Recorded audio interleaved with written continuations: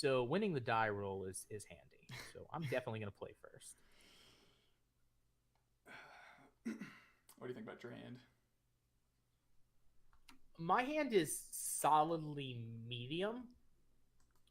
If I know I'm playing against Burn, it's sort of on the borderline. It's got the two Caracas as the only lands are obviously a painful thing. It does have a Vial, and this is game one, so that Vial can't be smashed, and that Vial can do a lot of work. Remorseful Cleric isn't good. Swords to Plowshares is good. Sword Fire and Ice is good. I think I keep this on game one against Burn just because I don't want to mulligan too far, but this is really a very borderline hand. Yeah, knowing that I'm playing against Death and Taxes and that I'm going second, I can't keep this. I've got 4 mountains, Goblin Guy, Lightning Bolt, and Eidolon. If I was going first, I would maybe keep this, just because you have to have the swords to really answer my Goblin Guide early, or like a Mother of Runes that I have to throw this Lightning Bolt at. Otherwise, I'm gonna be able to play, Goblin Guide on 1, Eidolon on 2, and then just play the kill your creature game while I hit you for damage. Um, I think that Goblin Guide and Eidolon are very likely to not be very good and not be worth a lot of damage in this hand. And I'm kind of signing up for a little bit of land flood with this kind of a hand, so I'm definitely going to mulligan. Yeah. Like, yeah, I think that both of our hands are borderline. Mine, that it has Vial, is the only redeeming thing. If it didn't have Vial, I would definitely ship this. Yours having 4 lands, one of those lands is a dead card, so I could definitely see going. Yeah.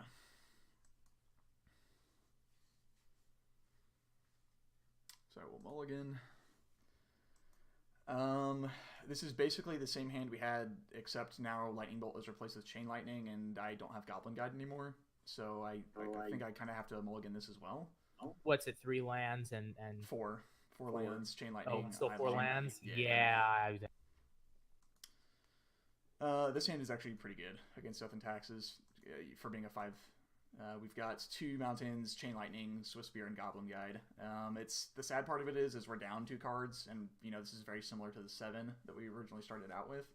But the Swiftspear is probably slightly better than Eidolon when I'm on the draw, so I think it's okay, and I get a scry. Yeah. So I'll keep this. My hand becomes very good if I pull 1 land, especially if that land is a basic plains. Sure.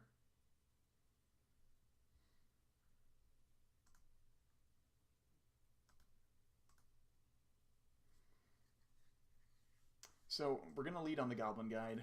The Swiftspear is going to be more valuable in the late game, and we kind of have to look at our hand and say how much damage can we do. We don't have a lot of chances for slip-ups against Death and Taxes. They can punish us very easily. We need to make sure that every single card in our hand is doing the max damage that it can, being as annoying as it possibly can.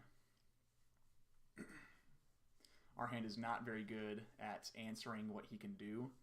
So because of that, we need to be the deck that is being aggressive. We have no chance of being the control deck in this scenario. So go throughout the Swiftspear. We notice that he's on just a single land. So theoretically, we can say, well, maybe he has Vial and he has like an absolutely busted hand here, and he's just going to be able to curve out on us, and he has a lot of really powerful cards in the matchup, and maybe it's a hand he kept because if he draws an extra land, he can just do disgusting things to us. We can also assume that maybe he does have like an extra Caracas in hand, so we might get Lotus Petaled at some point. We can't assume that he doesn't have Mother of Runes in his hand because he didn't play it this turn. I mean, he has the Aether Vial in 1, so if he has Mother of Runes, he's likely just going to play it on instep. We can basically assume, we can't really assume that he has Swords to Plowshares necessarily, but there's not a lot we can do about that. So because we're so light and because we can't really afford to play the control game, I'm just going to throw this Chain Lightning in his face. If he has the Mother of Runes on 1, we're probably just going to lose this game anyways, as far as the ground game goes. So there's a lot of really terrible things you can have in hand, Swords of Plowshares being one of them. But like I said, we're so light on the cards that we actually have to deal damage with that we don't really have the option of playing the control game. We just kind of have to do as much damage as we can and live with what he has in his hand. So we dodged the Mother of Runes, which is good for us. They'll hopefully allow our Goblin Guy to do a little bit more damage as long as he doesn't have a Thalia. I do think I still have to probably attack into Thalia next turn. I don't think I have the luxury, based on what's in my hand right now, of sitting back. Like, I'm going to lose if I sit back, and I'm going to lose if I attack into Thalia. We do know he has Stoneforge Mystic, so that might be something that's reasonable for him to do with his Vial anyways.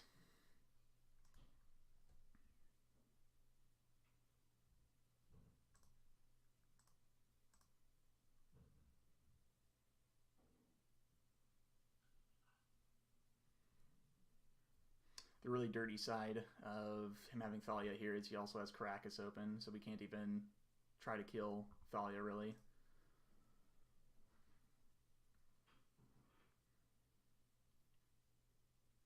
Oh. Okay, he's got a... Yay, I got a land. It's not a basic, but I want. Yeah.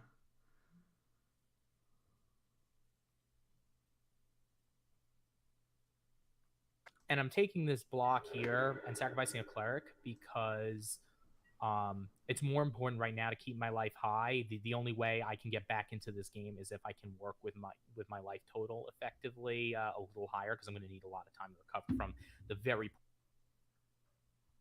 Sure. Yeah, I'm expecting to maybe pick up the Vial on 3 here. We know he's got Mirran Crusader in hand, and he has a lot of other 3-drops in his deck. He also has the Wasteland for his Stoneforge Mystics. There's not a huge reason for him to leave it on 2, unless he wants to go unless he thinks he can Vial in Stoneforge Mystic end of turn and be able to untap, and he thinks he's going to have some reason to Wasteland. But I mean, he knows he's playing Burn at this point, so I don't see any reason for him to not take up to 3. What do you think? Right. So I ticked up to 3 because I had as I said earlier, I have a Recruiter and a Crusader. So the Vial on 3 lets me potentially throw down either the Recruiter or the Crusader on a moment's notice if I need a chump block. And especially the fact that I had a second land made me say, okay, I can always Vial in Recruiter and cast Crusader on my turn, if I really want to, and then I just happen to draw a Thalia naturally. Yeah. I could Vial in the Recruiter and then throw Thalia out as I recruited it off, but draw Thalia naturally, so I can just leave up the Vial on 3. That makes sense. In general, Death and Taxes, yeah. So the funny thing is that Death and Taxes will frequently leave a Vial on 2, especially against Storm matchups, or especially with an active Karakas, and there's an argument for me doing so here. But I think that casting the Thalia and with putting the Vial up to 3 is fine, especially with the Crusader and Recruiter for more defense.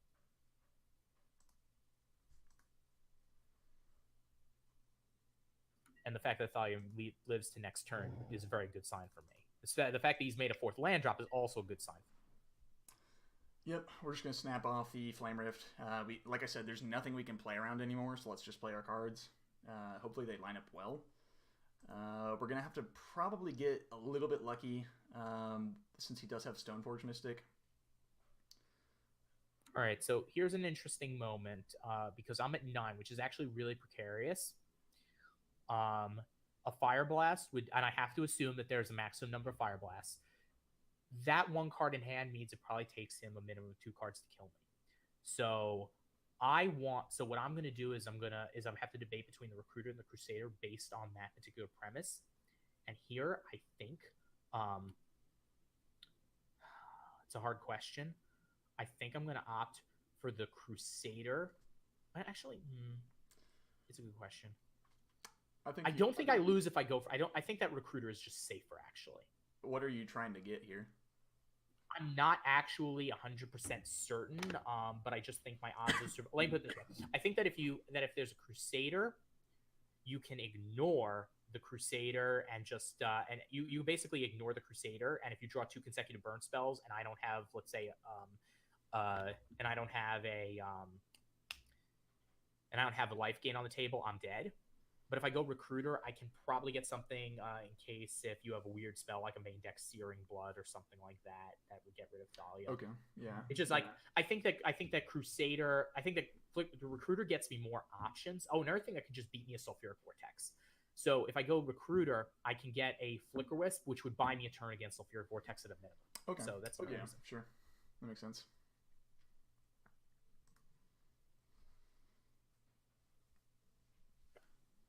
Now, another option, if I'm feeling really gutsy, is I could actually go get Palace Jailer, which would get me another card every turn, and basically lock the table. But that's a questionable. Yeah, So I think that Flicker Wisp is probably a little bit better myself, but I guess Palace Jailer isn't really going to backfire on you at this point. So I see what you're saying. there is a third option, which is I could go get Sanctum Prelate, which cuts off a lot of stuff. Ooh, yeah, that's a good point. That actually that's probably actually the best spell right now. Because if I get Sanctum Prelate and I chuck it on one, you basically need two mana burn spells to kill me and can't even do it over the course of one turn. So yeah, I like that. So I'm gonna actually go grab Prelate.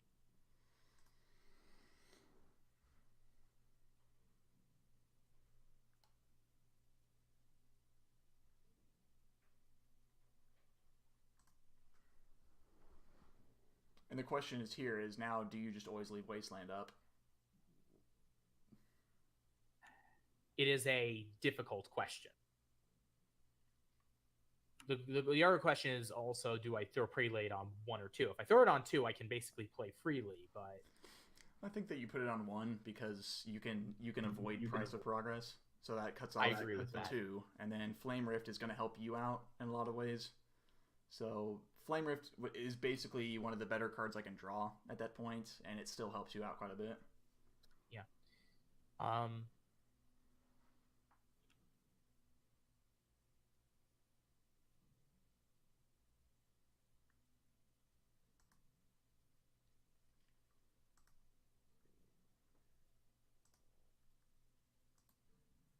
So here's a really interesting spot. I'm actually going to grab Batterskull here.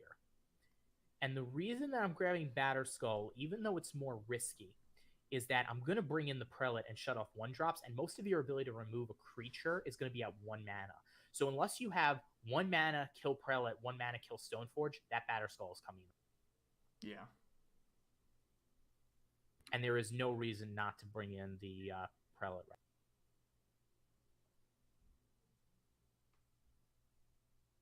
Prelate on 2 is more common in post-board situations.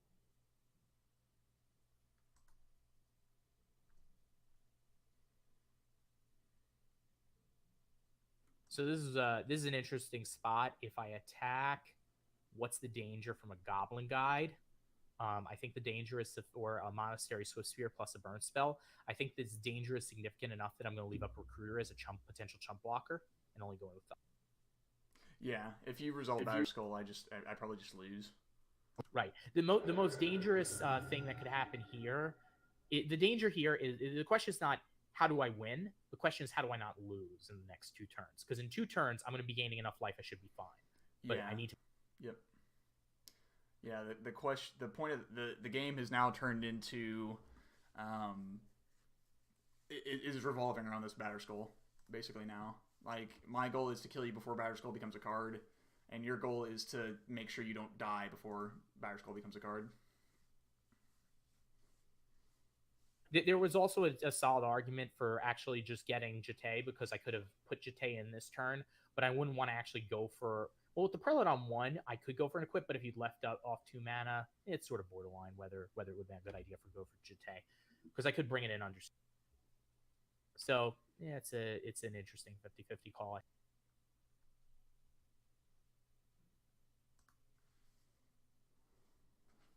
I say Jitte. I still actually don't know whether it's pronounced Jitte or Jit. It's probably Jit. I think I've heard it pronounced Jitte as well. Like, I think that... Do you remember the old... Was it like the Mana Source or something like that? Where they had Wedge and he had those little series where they'd teach you how to say cards. No, I actually don't remember that. Oh, I think that's one of the cards that he goes over, and it's like one of the most hotly contested. It's like, is it Jit or is it Jitte? And it's like, it's actually Jitte. And I was like, no! I'm still calling it Jit. So I have an interesting option this turn, and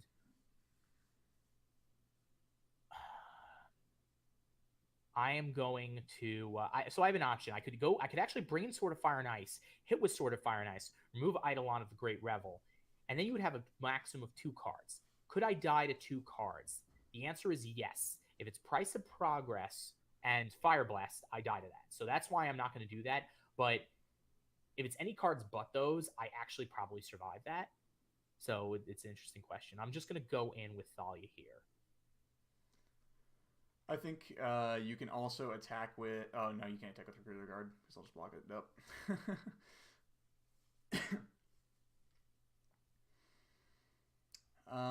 At this point in my life total, even though he has Batterskull, I don't think I can afford to chump block with Eidolon. I think I have to hope he gets sloppy, for some reason forgets the trigger from Eidolon and plays something into Eidolon for me to have any chance of winning this game at this point.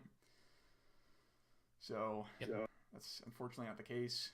We will continue to hold this card in our hand, and I don't want to attack. We know he has Batterskull in hand, and giving him 8 life is a lot worse than giving him 4 life. But at this point in the game, there's almost entirely no outs in our main deck.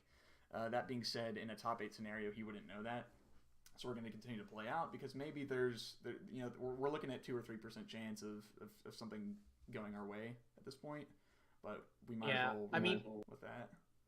So an interesting question is here, if you're desperate enough and really need me to make a mistake, one thing you could actually do, and obviously I'm not going to make that mistake here, is if you attack with the Eidolon and I decide that I'm going to do something stupid and block, that opens up a possibility for you to win. But anything other than that doesn't work. So like there are points where you just make moves that are bad because you've lost the game if you make the moves that are good, and you have to make bad moves hoping your opponent makes errors. Sure.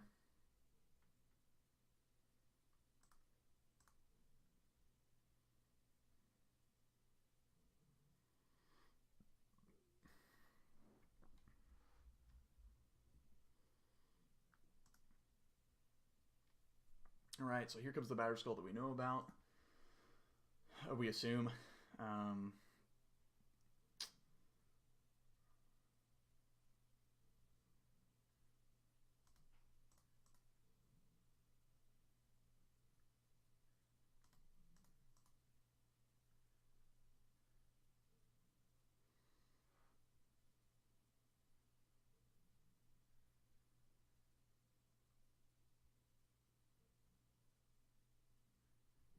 Is Moto freezing on your end? Oh, I stopped talking. Oh. I'm talking to my recording, and I wasn't in control. Gotcha. Okay, so I have a choice. I could bring in Batterskull, which is the conservative line that I am going to take. There is another option here, though, which is perfectly respectable in game 1, which is because that no, it doesn't work. In game... Well, game 1, because that that it's unlikely that your opponent has any 2-mana removal for any instant speed removal for your creatures that is greater than 1 mana, you could do this. You could use the Aether Vial to bring in the Mirran Crusader.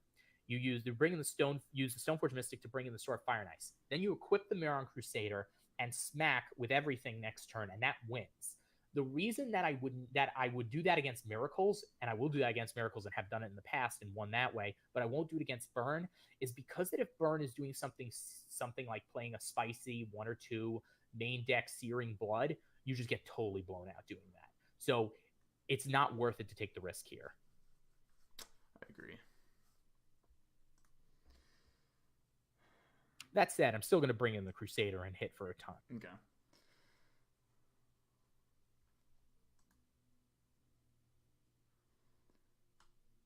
So, because even though we're in the instep here and his Vial has been tapped, something you should think about is if we were in his end of main phase, letting the Batterskull resolve and letting him untap, and then Fire Blasting this Batterskull on his upkeep, so that way he can't just flicker the Batterskull and still have it active on his next turn. So 2 things we want to note. This is the instep, so even if he did have Flicker Wisp, it wouldn't matter. For his Batterskull, he wouldn't get it the next turn. But we're just going to go ahead and tap 2 mountains. We'll sacrifice, try to get this Batterskull off the table, basically. And, I mean, the only reason this is viable at all is he doesn't have enough mana to equip the Batterskull. The downside is he can return it to hand for 3 mana and then vial it back in with Stoneforge Mystic, so he can spread out that 5 mana that's going to cost him. So all we're doing here is buying as much time as we can. Once again, trying to make our opponent make some sort of mistake, get something off the top of our deck here to make something happen. All right, so this is actually an interesting situation because he did that. I can't gain the life this turn, but I can actually win outright this turn because with 2 mana on the table, he can't cast 1 drops due to Sanctum Prelate. He can't cast 2 drops thanks to Thalia. So what I can actually do is I can Stoneforge Mystic, bring in the Sword of Fire and Ice, equip it to Crusader, and then I can attack with everything that is still untapped, and basically he loses right then and there. The only thing that actually beats this is something like Pyrokinesis, and no one plays that in their main deck. So we're going to go for this.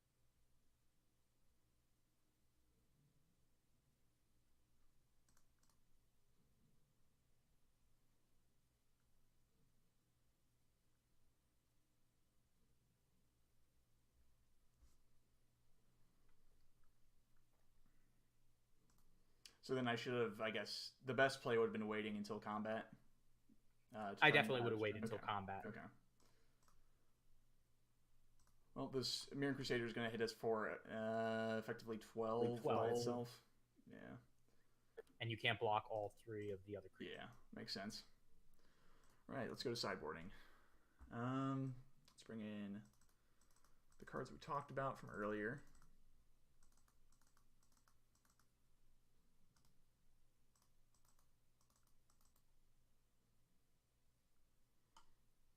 Do you think it's safe to assume that all Death and Taxes players would have Chalice?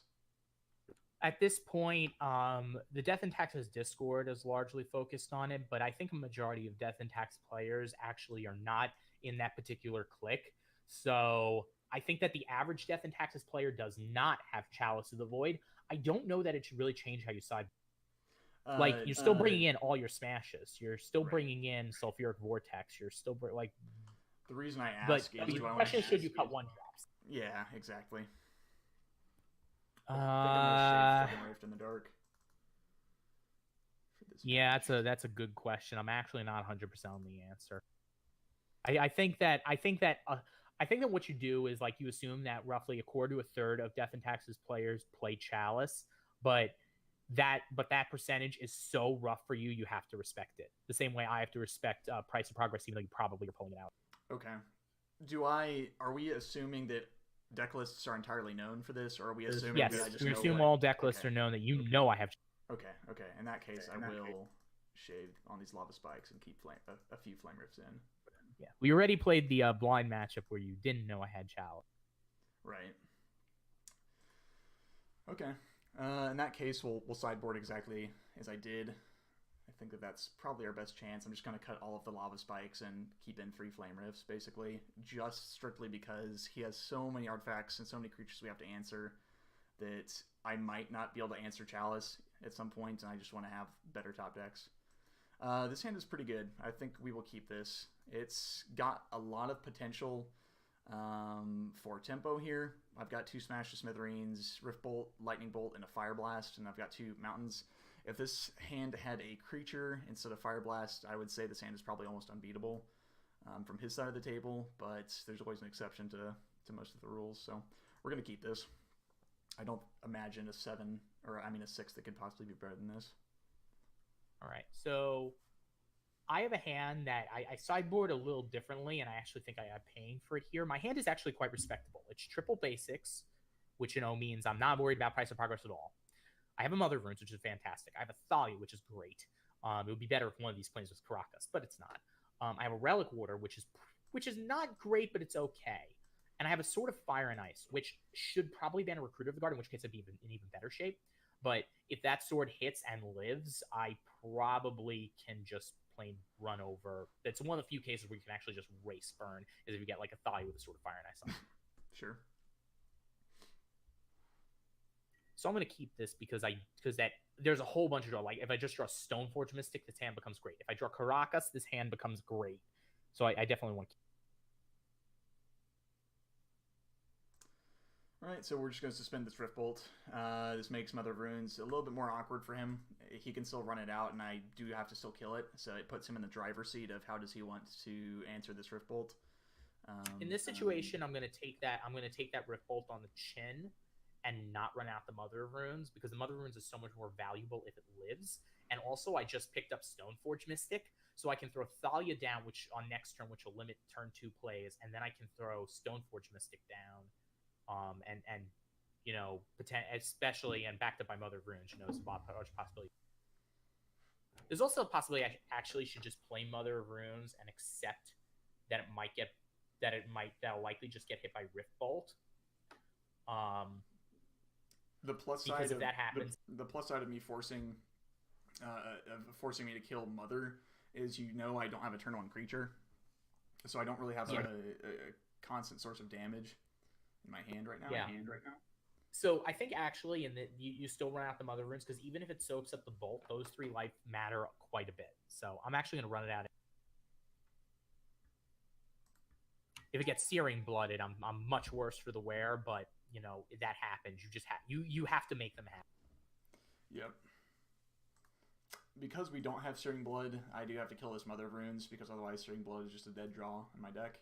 So I need to shoot this Mother. It's just unfortunate. If he has Stoneforge Mystic in hand, we have to have an answer to it, or at least have the ability to answer it. If he has Thalia in hand, that's kind of the worst case scenario, is him having Mother plus Thalia, because then our hand just kind of falls apart. We've only got these 2 mountains, so Thalia is something that basically is going to have to die. He doesn't necessarily know that himself, but if he plays Thalia this turn, I basically have to kill Thalia. If he plays Stoneforge Mystic, I'm probably just going to throw 1 Lightning Bolt at his head. That's kind of what we're looking at. I'm actually playing Thalia out here for a number of reasons. Number one, burn decks commonly get stuck at 2, and Thalia, if they don't have a Lightning Bolt or another 1-mana burn spell for Thalia right then, Thalia can just ruin their day. The other thing is, I drew Swords to Plowshares, and I have a Sword of Fire and Ice in my hand. And if Thalia doesn't get removed, it's going to be harder for them to remove the Stoneforge Mystic. If Thalia does get removed, then I can just go ahead and straight out play a Sword of Fire and Ice. And if I draw land, I can then do something like cast Stoneforge Mystic, equip it with Sword of Fire and Ice. And then even if the sword gets smashed, I then just go get Batterskull, so I get Batterskull or something and bring it in. So it offers a world of possibility. Okay. Yeah. As I was mentioning before, based on the contents of our hand, we kind of have to Lightning Bolt this Thalia because the rest of our hand will just not do anything for a very long time based on the amount of mana that we have available to us. That was a decent draw. It's, we're still drawing gas, but I think that we can afford to just go ahead and pass the turn here, given that we have this other Lightning Bolt in our hand. I think that we're okay on tempo. Maybe I was supposed to throw a Chain Lightning there. I'm not entirely sure. I'm worried about him maybe having a second Thalia mentally right now, and that's just another card that I can't afford to get stuck behind. So if he doesn't play another Thalia here, we'll kind of know that our mana is a little bit more free and that we've got time to do what we want with it. But I think I have to pass. All right, so I have 3 mana here, and I've got effectively 2 plays in front of me. I can play the Sword of Fire and Ice, which might just get smashed. But if that gets smashed, whatever piece of equipment I get with Stoneforge Mystic lives. In all likelihood, it's very unlikely that they draw 2 smashes, but they could have it. The other thing I could do is throw out Stoneforge Mystic and a Swords to and have Swords to Plowshares held up in case they cast either an Eidolon or something else. But Eidolon actually doesn't bother me if that's all they do, and I just equip Sword of Fire and Ice. I just think actually throwing out Sword right here is better because it might bait a removal. It might bait a smash. And also, because I have 1 more planes in my hand, if I draw 1 more land, then I know I can just go grab Batterskull. And that'd be even better. So he plays the sword. We do have the smash, but we've kind of got a few different options in front of us. I'm less inclined to hit the sword right here in one way because I do have a Lightning Bolt I can throw at his head. So I'm still using some of my mana, but I am force spiking myself this turn. Or Thaliaing myself, as it were. The other side is, yes, like he could theoretically play Thalia next turn, but we can always respond to Thalia with hitting Smash to Smithereens. The downside to once again is he could have Thalia, and that just makes things really awkward for us. Maybe the reason he didn't play Thalia this turn is he wants to play Sword of Fire and Ice, and he doesn't want to get taxed by his own Thalia that he still has in hand. So we kind of have to look at this from a couple different ways of, yes, we can Smash the Smithereens this right now, call it a day. He takes 3 damage, but he's plus tempo. The other side is we can Lightning Bolt him here.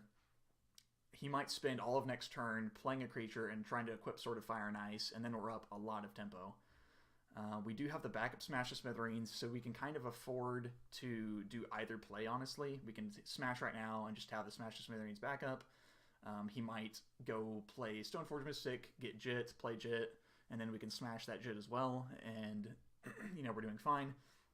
I think because there's a potential for us to draw a third land next turn, I'm going to try to use all of my mana right now and not bottleneck myself on mana. I think I agree with that call, and the reason is that if you don't destroy the sword, it's definitely my worst piece of equipment in this game. But if you don't destroy the sword, you're at constant risk that you always have to worry about the possibility that I'm going to equip. So that's going to require you to hold up mana and spend removal on every single target to prevent that sword from being equipped. So I think it doesn't feel good, but I think it's necessary. But it does leave you open to other possible draws I could have that are pretty bad. Sure. So that was our best draw. We just drew another land. That's going to let us pretty comfortably fire off this Chain Lightning at his head. Yes, we're not able to work on his creatures as much, but based on the contents of our hand, I think that we can afford to throw a Chain Lightning at him at this point in the game. We still have a lot of draws in our deck that are able to answer his creatures while also doing damage to him, and we still have a Lightning Bolt in our hand to act as a backup for a problem card that he might have. Yeah. All right, so I just drew an Aether Vial. It's a little late to the party. It doesn't feel very good. It would have been much better if it was a basic, and actually any type of land at this point, because I'm willing to accept a risk of 2 from price. Stoneforge Mystic is definitely hitting the table this turn. The question is whether it gets Jit or whether it gets Batterskull. And it's a very good question. I'm kind of actually tempted to get Jit here because I can play it immediately.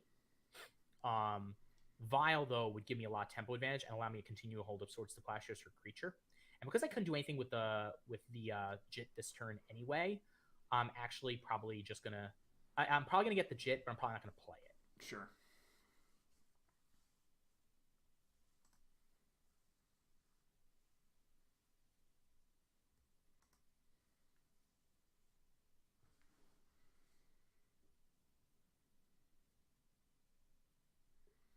Okay, so we see that he's got Umezawa's Jit, and he plays on Aether Vial, which is fine for now, but it does put us on a clock as far as our interaction goes.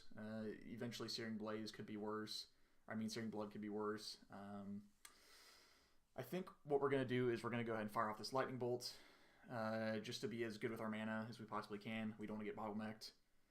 We do have the Smash to Smithereens to answer his Jit, so let's go ahead and throw the bolt upstairs. This allows us to draw another 1-drop off the top of our deck and still be able to play it and do something with that mana.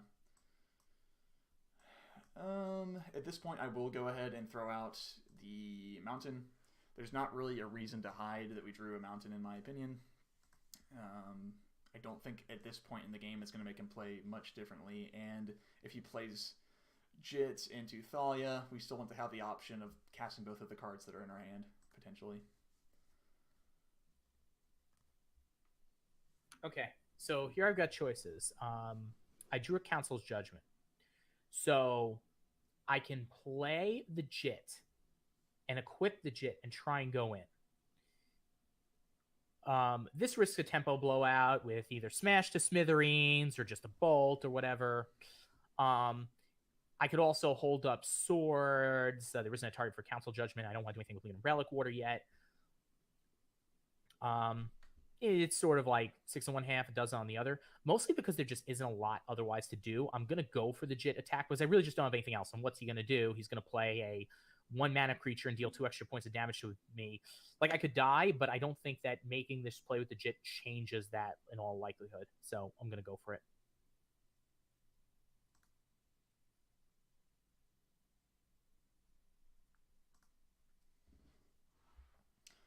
We don't want to smash the Smithereens before combat, for what it's worth, just because we want him to actually attack through. It's kind of cheap, but Moto can theoretically hose him. So we'll go ahead and hit this before he actually does damage to us. There's some weird world where maybe he actually wants to... Maybe he thinks he needs to leave Stoneforge Mystic back on defense with Jit attached rather than attacking. I don't think that's the correct play, but maybe, for whatever reason, the player you're playing against would think that. So, no reason to smash the Jit until they turn their creature sideways. And now I think we actually just win the game with that draw. Yeah. We do get to Flame Rift and then Fire Blast him. Yep. We were able to get there. So you can see that going first helps a lot, but having those cards that can blow him out on tempo are pretty nice. But if you look at this differently, if he'd had Aether Vial from the get-go, knowing that he has Chalice, that would have probably changed this matchup in a lot of ways, or this game at least. Because yeah, if I'd had Vial on turn 1 instead of Mother of Runes, I'm very likely to win this game because that Vial just would have counted for like somewhere between 6 and 8 mana. Yep. Actually, maybe not. Yeah, probably would have counted for about 5 or 7. Yeah, and yeah, exactly. I mean, at that point, our tempo plays aren't really out-tempoing him. It's actually keeping us at parity, basically, with his Aether Vial. And because we know he's got the Chalice, we can't just, auto smash every vial we see, depending on the contents of our hand.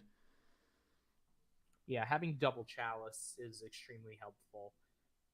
Not double Chalice. Having double Smash is extremely helpful. Sure. What do you think about me bringing in the third Fire Blast when I'm on the draw and cutting a Flame Rift? Bring in what when you're on the draw? A third Fire Blast to cut the third Flame Rift. So I'd go down to 2 Flame Rifts, main, and 3 Fire Blasts. I think that's fine. I do not really see a need to cut below 3 Fire Blasts in almost any situation. Like, I understand the idea that you don't want to sacrifice mountains if you're under a Thalia tax, but 9 out of 10 times, if you're sacrificing those mountains, it's because either your opponent's dead or because you are dead if you don't sacrifice those mountains right now. So... Okay. The real question is whether you would rather have a Firecraft to kill Batterskull than a Fire Blast, and I think that the ability to just go quicker with it and also to have an outlet for your lands when you flood is probably more relevant. I like keeping I think the only matchup where I ever consider cutting a Fire Blast is against Miracles, and then it's cutting from 4 to 3. Okay. So you think I should be keeping Exquisite Firecraft in right now? Not necessarily. I'm just saying that, what's Fire Blast doing? Either it's doing 4 to my face, in which case you're probably winning the game right then, or you're using it to kill a Batterskull, in which one or the other, it doesn't really. Okay. I think we'll try that out. We'll see how the Eidolons do on the draw here. It's just so awful if you have Aether Vial and I'm on the draw. It's just such a beating. Okay, this is not a good hand. The question is whether it's better than my average 6. So my problem is here, I've got 3 non-basics. If he has Price of Progress, that's going to hurt. And one of them being a Wasteland helps, but it's not particularly great.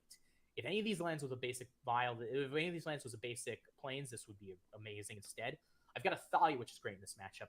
I have a Path to Exile, which is okay in this matchup. And I have a Flicker Wisp, which I can't cast until I find another white source.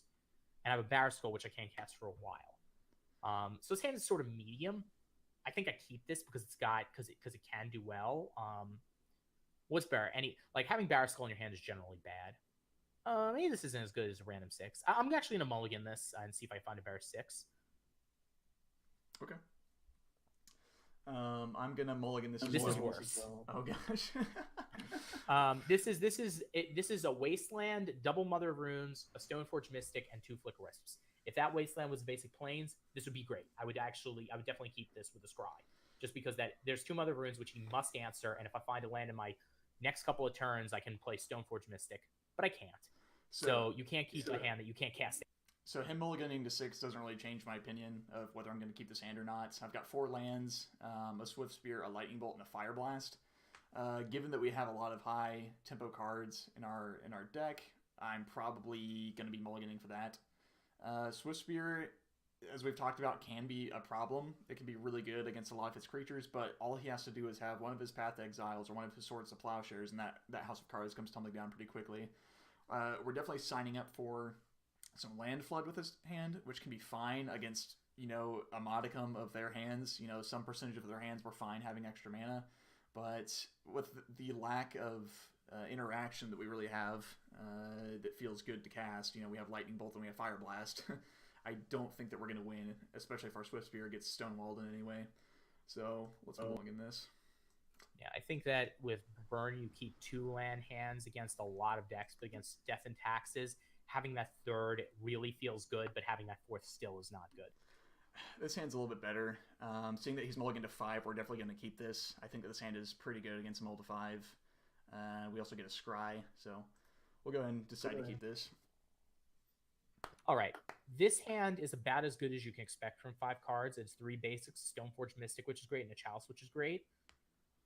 You really want to see one of the following cards on the top: Mother of Runes, Vial, Swords Path, Thalia, or Nurse Stoneforge, because you want more action. That's what this hand is light on.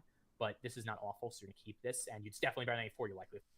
Yeah, my 6 has 3 mountains, a Swift Spear, a Chain Lightning, and a Smash to Smithereens, and I'm bottoming a mountain right now. So I think that this is going to be able to put enough pressure on. We've got a Swift Spear that can make his turn 2 Chalice look really bad. We also have the ability to smash a turn 2 Chalice. So either way, his Chalice isn't feeling as good because we do have the Swift Spear that's getting through it. And we'll make up for at least some damage, plus any 1-drop that I draw will turn into a Prowess trigger. Besides Goblin Guide and more Swift Spears. All right, this is where you ask the question: does he have the smash? Doesn't he? And what are you going to get? Either way, Stoneforge Mystic is very likely to die no matter what it gets. So actually, this is one of those weird situations where it doesn't feel good, but what you want to do is you want to Chalice on 1, because if he doesn't have the smash, if he does not have the smash, Chalice can potentially protect Stoneforge long enough for you to get something online. It's a slim hope, but it's what you got.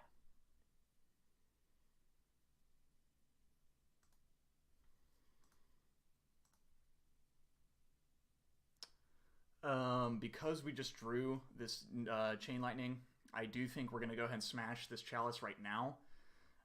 If he has another Chalice, so be it. That's kind of an issue, and that's the way we get blown out by this. Otherwise, our Chain Lightning can answer a Stoneforge Mystic that he plays pretty comfortably. He'll probably be forced or be heavily considering getting Umezawa's Jit unless he already has it in hand. If he does already have Jit, he's not going to have anything to play and equip it to for a very long time, and our Swift Spear is just going to keep doing damage to him over and over again. I do think we want to smash this Chalice to make sure that we get some guaranteed damage in with Swift Spear this turn. And I think that even if he were to play Stoneforge Mystic next turn, our MO is still going to be smashing the Chalice end of turn. So I'd rather get that extra Prowess trigger damage in anyways. All right, so I just drew a land. This is flooding out with 5 cards. I've drawn five basics and 2 actually relevant spells this game, so it's obviously not a good spot for me. But here's the thing: I have 5 lands. I'm going to play the Stoneforge Mystic, and I'm going to go get Batterskull. And the reason is that there is no card. If I play Stoneforge Mystic, it doesn't matter Jite this turn. Next turn, it doesn't matter what I draw. I can't cast the Jite and equip it to whatever creature I have, so nothing is going to be gaining me any life until 2 turns from now, so I might as well get the Batterskull. That at least allows me the potential of having a relevant play on turn 3. Oh, on the turn 4, sorry.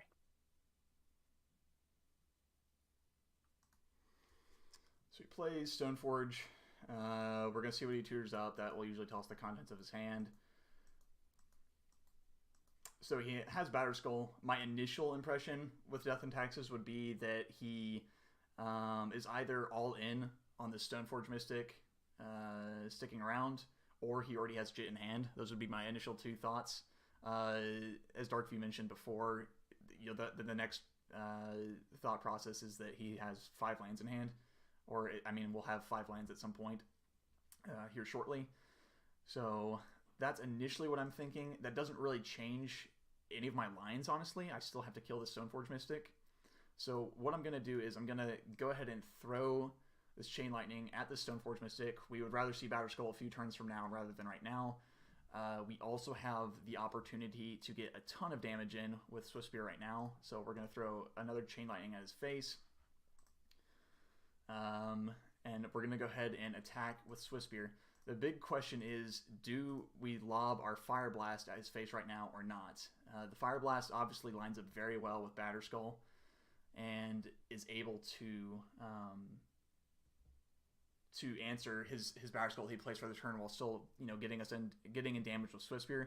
The downside is if he has another creature that he plays next turn, all that's going to do is be chump blocking the Swiftspear, and we're going to be missing out on a potential extra point of damage right here. If we do cast this Fire Blast and we get the Prowess trigger, and he doesn't have Swords to Plowshares or Path, both which he is fairly likely to have this turn, given that he does have the extra mana and he hasn't had like an entirely great spot to cast Path anyways, besides at the very beginning of the game when I played Swiftspear. I'm kind of indecisive on what I want to do. I feel like Path and Swords are going to happen anyways, and maybe if he has Path or Swords we might just lose the game, but I want to hear your thoughts. Am I supposed to cast Fire Blast here right now, and in the dark entirely, besides the fact that it's Batterskull, or what should I do? All right, so I don't think I would give a ton of credence to the idea that I have Swords or Path, because those are a total of 6 cards in my deck, and I would have cast on turn 1 if I had it, and I was very unlikely to have drawn it in 2 cards. The real issue is this: do you have another mountain in your hand? Yes, and if I Fire Blast you here, it puts you down to 3, and then I can draw a Burn spell and kill you, basically. I don't know. I would probably actually go for it, and the reason is this. It's a high-risk play, it's true, because if I do have a Swords here, you're in a lot of trouble. But if I don't have a Sword, and that Fire Blast connects, and I cast a Thalia, any bolt you draw kills me. Yeah. It doesn't matter. So I think I would go for it, but I understand playing conservative because you're ahead right now. And if you're ahead, there might not be a reason to toss it away, especially if Swiftspear is going to hit for at least one more time, between now and then. Sure. I think I'm leaning towards throwing the Fire Blast as well. Like I said, the only card that blows us out is Path or Swords, and there's no way we can play around that anyways. As you mentioned, it does kind of make it a little bit awkward, like if he plays Thalia, because then we have to draw a 1-mana spell. But if he plays Thalia, then he can't cast Batterskull for another turn. So it's, that gives us another draw step. I think that we just have to go ahead and throw the Fire Blast, try to get the prowess damage. The main reason is because, as we both mentioned, it puts him down to 3. And there's a lot of cards I can draw to kill him when he's at 3 life. Okay, I drew a card that is not particularly good right now. This one. Oh, hello. Battle Cat not doing his thing. All right, we did draw another Fire Blast, so we're just going to go ahead and fire that off. And that's it. Yep. If he decides to Swords to Plowshares for whatever reason at this point, his only in Relic Order, it doesn't matter because Swiftspear will make up the damage that was missed. So there's no way he can gain life at instant speed at this point that doesn't lead us to still winning.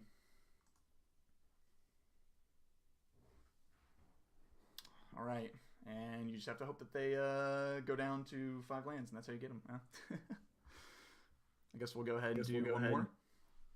Yeah, sure, we can do one more.